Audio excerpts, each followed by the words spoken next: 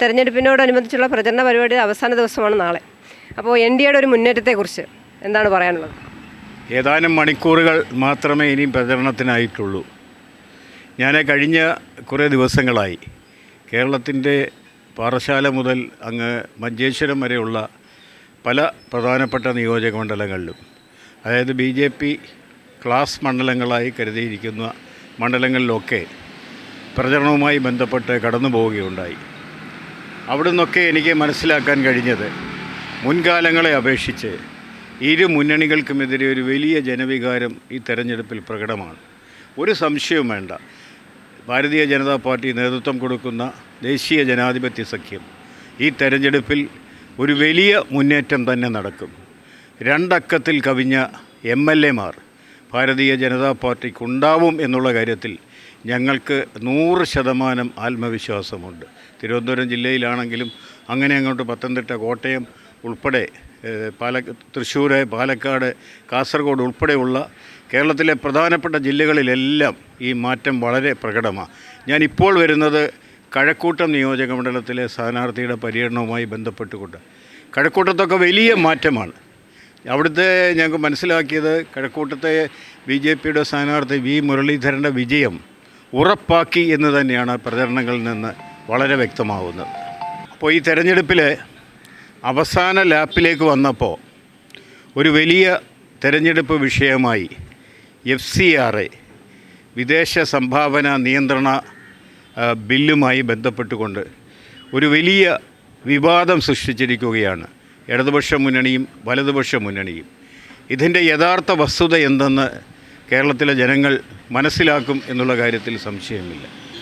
ഒന്നാമതായി പറയാനുള്ളത്, ഈ FCRA ഭേദഗതി ബില്ല് അത് പാർലമെൻറ്റിൽ പ്രസൻറ്റ് ചെയ്യപ്പെട്ടിട്ടില്ല, പാസ്സാക്കിയിട്ടില്ല.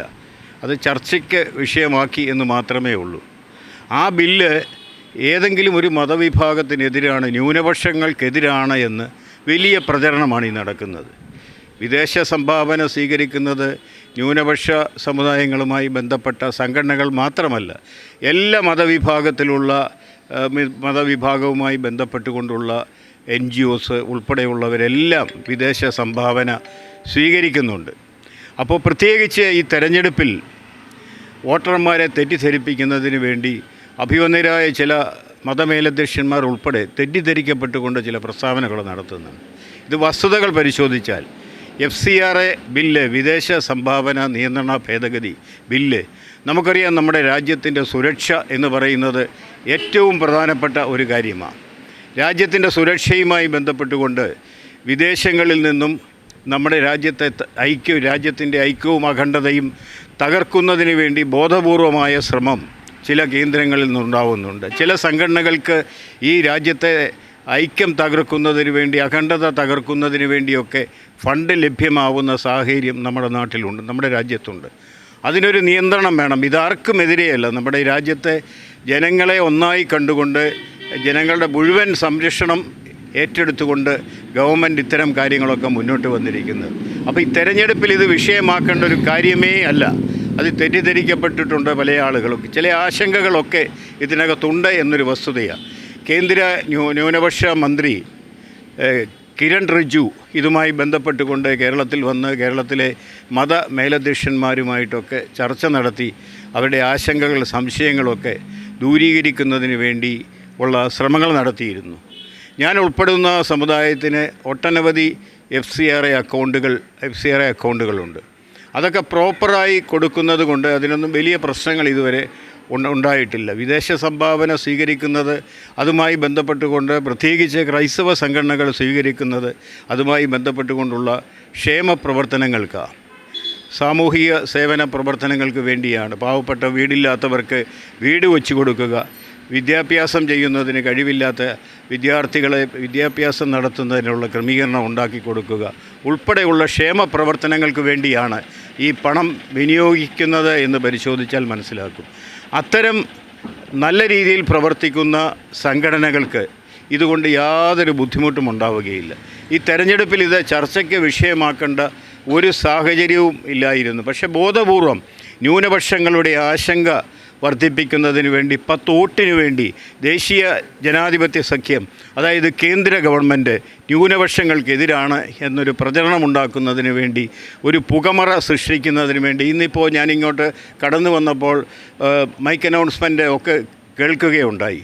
അങ്ങനെ ജനങ്ങളെ തെറ്റിദ്ധരിപ്പിക്കുക, അത് കാരണം എന്താണെന്ന് ചോദിച്ചാൽ ഇപ്പോൾ തെരഞ്ഞെടുപ്പിൽ NDAയുടെ മുന്നേറ്റം തന്നെയാണ് ഈ തെരഞ്ഞെടുപ്പിൽ ഇത്തരം അവസാന നിമിഷം ഇത്തരം അപവാദ പ്രചരണങ്ങൾക്ക് കാരണം. കേരളത്തിലെ ജനങ്ങൾ വളരെ വിദ്യാസമ്പന്നരാണ്. അവരിത്തരം അപവാദ പ്രചരണങ്ങളിലൊന്നും കുടുങ്ങിപ്പോവുകയില്ല എന്ന് തന്നെയാണ് ഞങ്ങളുടെ വിശ്വാസം. ഇന്നിപ്പോൾ മറ്റ് ഒരു പ്രധാനപ്പെട്ട ചർച്ചയും കേരളത്തിലിപ്പോൾ ഡീലാണ് ചർച്ച. ഡീല് CPMകാർ പറയുന്നു ബി ജെ പിയും കോൺഗ്രസും തമ്മിൽ ഡീലാണ്. കോൺഗ്രസ് BJPയുടെ B ടീമാണെന്ന് CPM പറയുന്നു. മറിച്ച് കോൺഗ്രസ് പറയുന്നു CPM BJPയുടെ B ടീമാണ്. അപ്പോൾ A ടീം ആരാണ് എന്നുള്ളത് ഈ രണ്ട് കൂട്ടരും, ഇടതുമുന്നണിയും വലതുമുന്നണിയും അക്ഷരാർത്ഥത്തിൽ സമ്മതിച്ചിരിക്കുകയാണ്. A team Bharatiya Janata party നേതൃത്വം കൊടുക്കുന്ന NDA തന്നെയാണ്.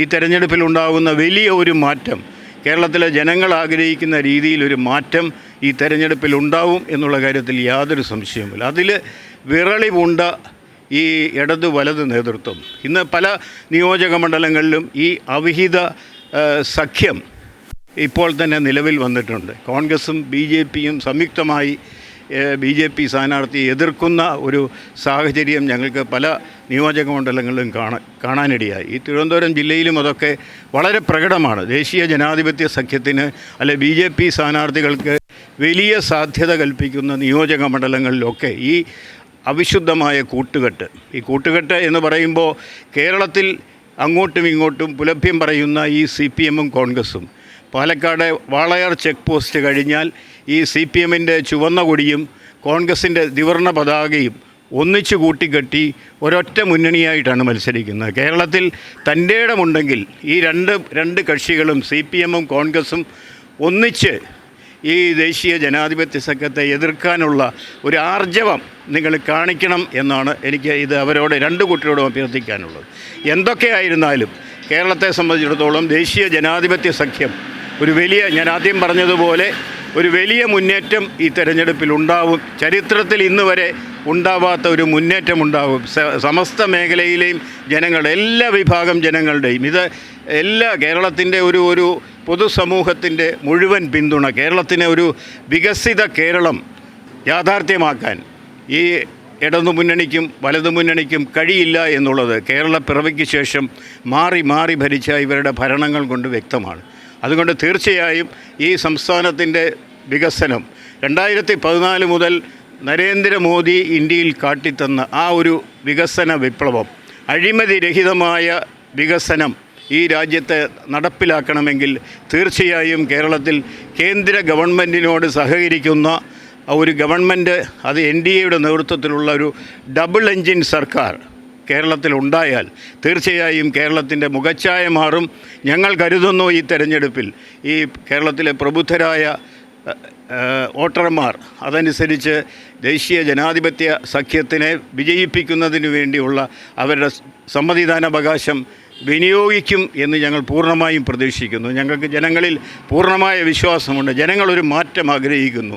കേരളത്തിൻ്റെ രാഷ്ട്രീയ കാലാവസ്ഥ അതിന് പാകമായിരിക്കുന്നു. മുൻകാലങ്ങളിൽ ഒക്കെ നടത്തിയ അപവാദ പ്രചരണങ്ങൾക്കൊക്കെ ഒരു അറുതി വന്ന ഒരു സാഹചര്യം ഈ തെരഞ്ഞെടുപ്പിലൂടെ വളരെ വ്യക്തമായിട്ടുണ്ടാവും. ഈ രണ്ട് മുന്നണിയും ഒരേ തൂവൽ പക്ഷികളാണ് എന്ന് ജനങ്ങൾക്ക് ബോധ്യമായിരിക്കുന്നു.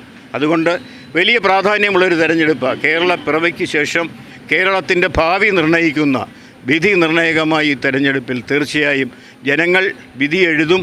അത് NDAക്ക് ഭാരതീയ ജനതാ പാർട്ടിക്ക് അനുകൂലമായിരിക്കും എന്ന് ഞങ്ങൾ പരിപൂർണമായി വിശ്വസിക്കുന്നു.